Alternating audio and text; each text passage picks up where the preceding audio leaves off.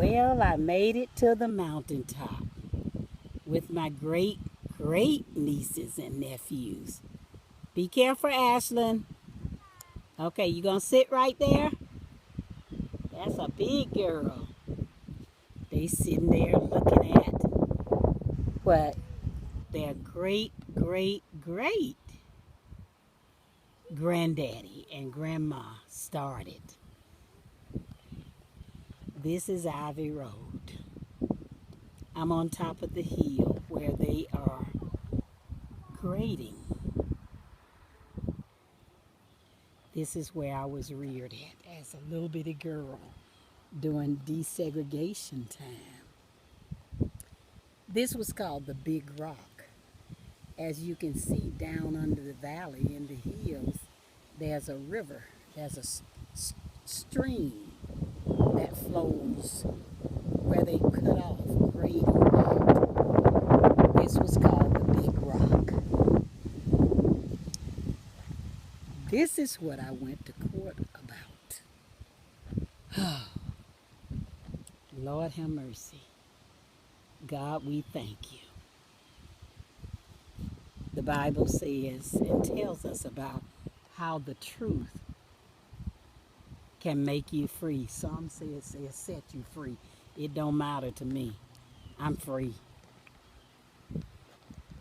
The little blue house that you see right there is the house that took me into court under Judge Harris T. Adams. The little house with the red on the top is where we were reared at. My dad built that house. Past the mailboxes over there, down under that hill in the deep curve, is a fire hydrant, thanks to David Hankerson. I can remember when David called me and said, Mary, go across from John Petty's and them house. A fire hydrant is out there. The whole community went. That's how important that fire hydrant was. You want to hear about my civil rights work?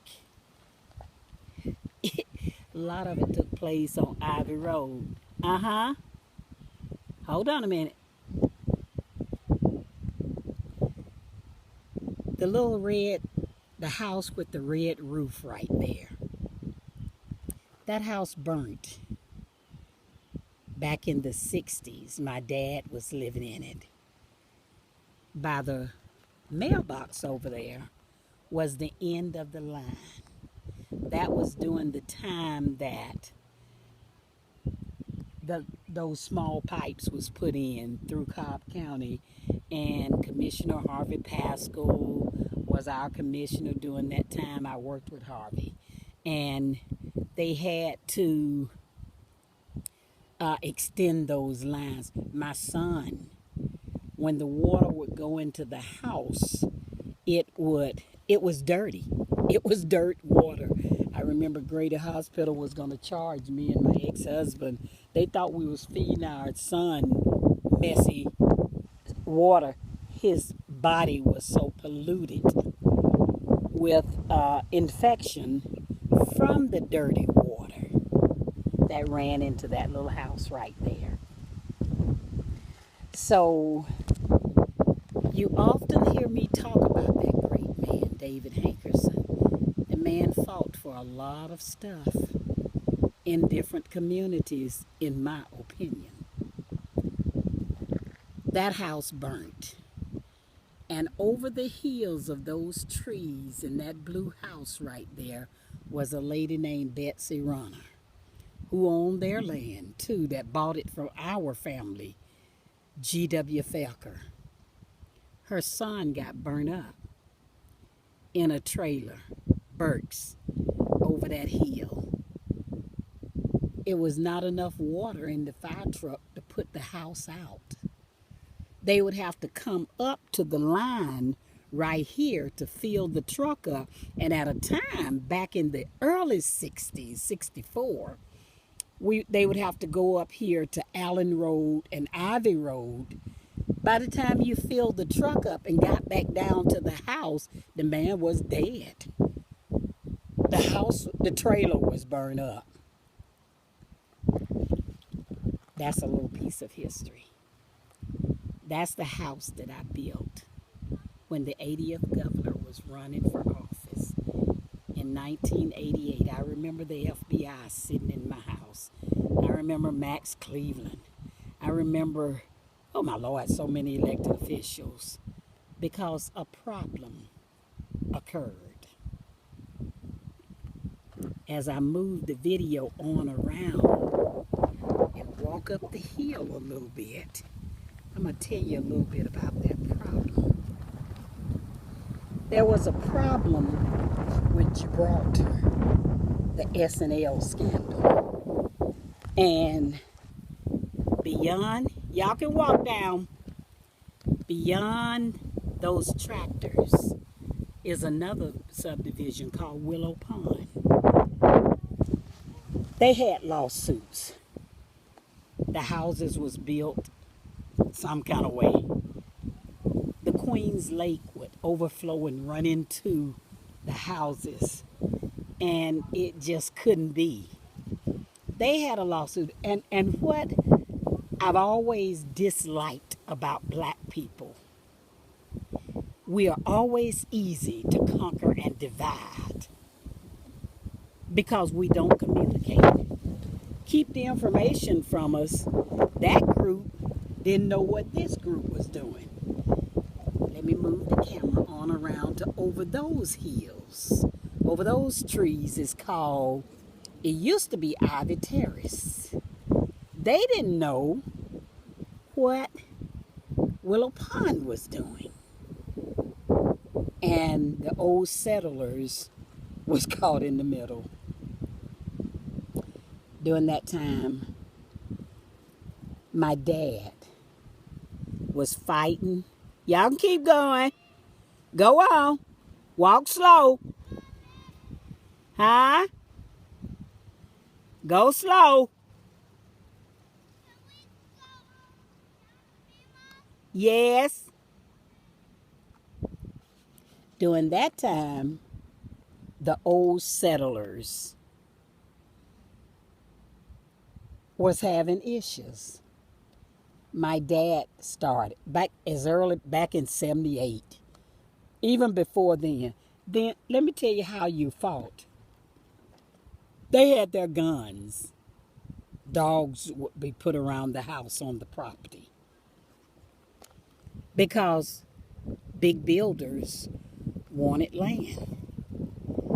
My dad fought as long as he could. If you shift just a little bit over that little blue house, the one that I built,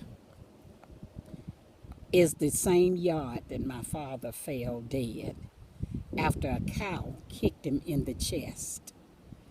My dad shouldn't have been doing it by himself. He should have waited on my brother-in-law and my brother to get here. But old people were like that. They did what they had to do. He dropped dead on that property right there, right in front of the house. In front of the land that he did so much. Where you see the black cars at, it was the old Fields Road. We needed buses for the children to go to school and be educated with. Well, the buses couldn't come down and come in front of that house and come back up because the roads were all kind of bad. What my father did was he swapped that piece of road where the cars are sitting for Ivey Road, the road that you see right here. He gave them that piece of land and switched it for the property in front of his house. Although my family G.W. Felker owned all of the land. And he gave his children a piece of all of his 8 children got a piece of land. And got enough land really to leave it for their children's children. Okay, because that's what black folks did during that time. White peoples did it too, but I'm talking about black families right now. And it's okay to do that because history is what we need to know. Sitting next to that white truck right there, right in front of the telegram post, the land began to build up. Georgia Power came in. Sitting behind those trees in the 70s or 80s, 70s, right before I went to court in 1988, the Atlanta gas line runs right down beside here. My cousin was the attorney for the Atlanta gas line. Something that I didn't know anything about. But it came up in my case. We'll go there in a little bit.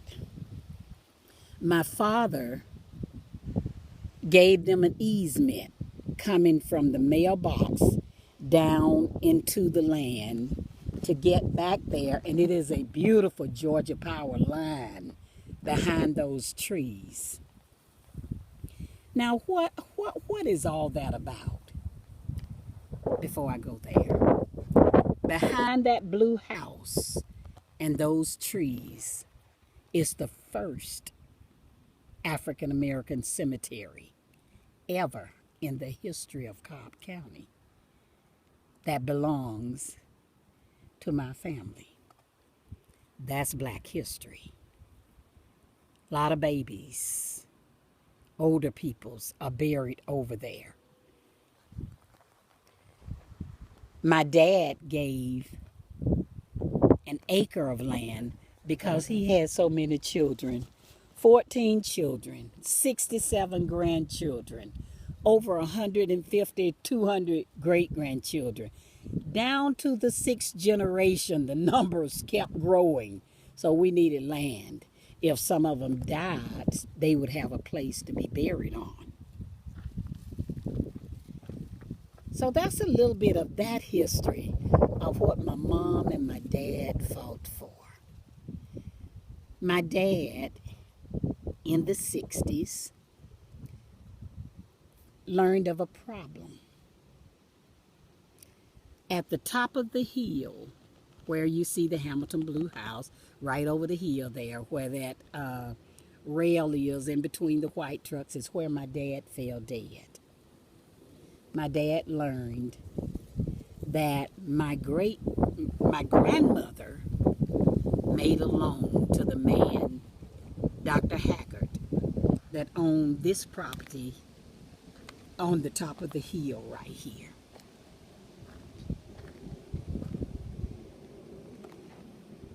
Thank God my mom was able to go get a loan at what was called the Walton Loan Company down in Atlanta.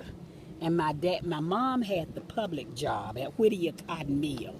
Her family are the Scotts from Scott Crossing, the Coretta Scott King families, and the Scott Crossing community, Reverend William J. Scott. Both of my great-grandfathers was preachers. My daddy worked for the Fruit Growers Express. Finally, he was a sharecropper. He did his own farming on this land.